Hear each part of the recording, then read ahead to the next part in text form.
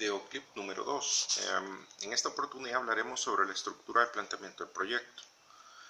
Es importante destacar que la estructura del planteamiento del proyecto parte por determinar cuáles son esas partes que componen el documento.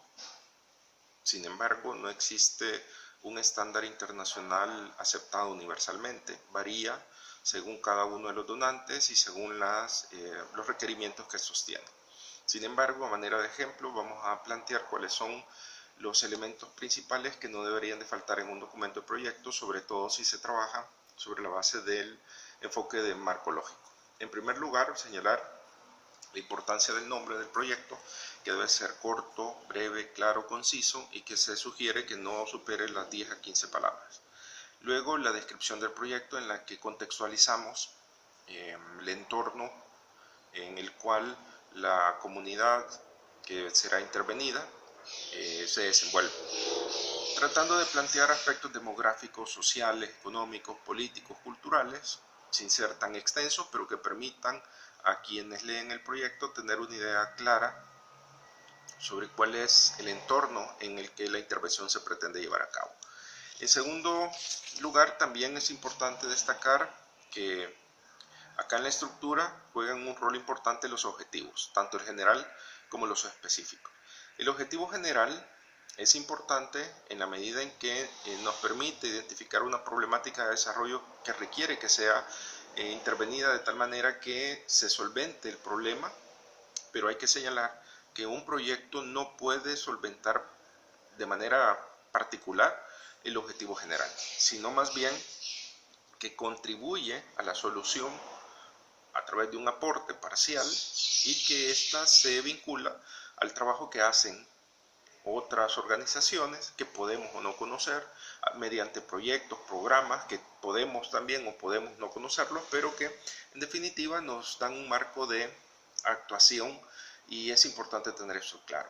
En cambio, los objetivos específicos sí son los compromisos que quien elabora el proyecto y quien lo ejecuta se compromete a cumplir a la comunidad. De tal manera que ambos son importantes, pero en quienes recae la trascendencia para un proyecto es en los objetivos específicos. Por otro lado, la justificación que nos permite establecer cuáles son los argumentos o cuáles son los elementos de fondo que hacen que esta intervención sea importante. Recordemos que hay una reducida o limitada cantidad de recursos que debemos de utilizar estratégica y eficientemente, de tal suerte que una adecuada justificación nos dice por qué este proyecto se debe llevar a cabo y por qué otros podrían ser dejados a un lado. Por otra parte, las actividades. En cuanto a las actividades, son las tareas o son las acciones concretas que el proyecto pretende realizar, de tal manera que hay que describirlas con mucha precisión, con mucha claridad, y aquí es importante apoyarse en personas expertas o conocedoras sobre la materia en la que queremos intervenir, porque de lo contrario las actividades pueden no quedar claramente definidas y esto podría entorpecer en el momento de la ejecución del proyecto. En cuanto a los insumos, hay que decir, se refiere a todos los recursos que van a ser empleados, tanto financieros, humanos, materiales, etcétera, que organizados de una manera inteligente contribuyen a generar resultados y estos resultados a producir el cumplimiento de los objetivos. Por otra parte, los resultados son los efectos de las acciones que llevamos a cabo y, como decíamos, la suma de los resultados permiten el cumplimiento de los objetivos. El elemento quizás estratégico en la estructura y en el planteamiento de un proyecto son los indicadores, porque son la base principal para que se puedan realizar las evaluaciones posteriores, el seguimiento o el monitoreo, y pueden ser de diferente naturaleza. Pueden ser cuantitativos, cualitativos, descriptivos, de género, etc.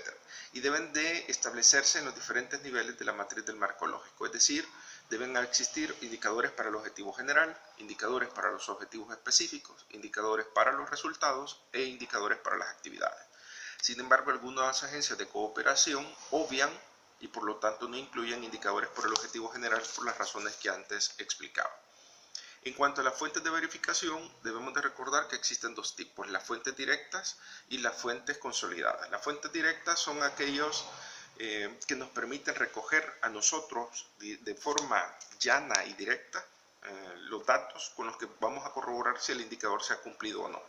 Y las consolidadas son aquellas fuentes que nos permiten llegar a una base de datos y poder obtener esa información, es decir, que las fuentes directas ya han sido consultadas, se han elaborado estadísticas o se han elaborado reportes que nosotros podemos consultar y que no necesariamente implican que nosotros tenemos que ir a recolectar esta información.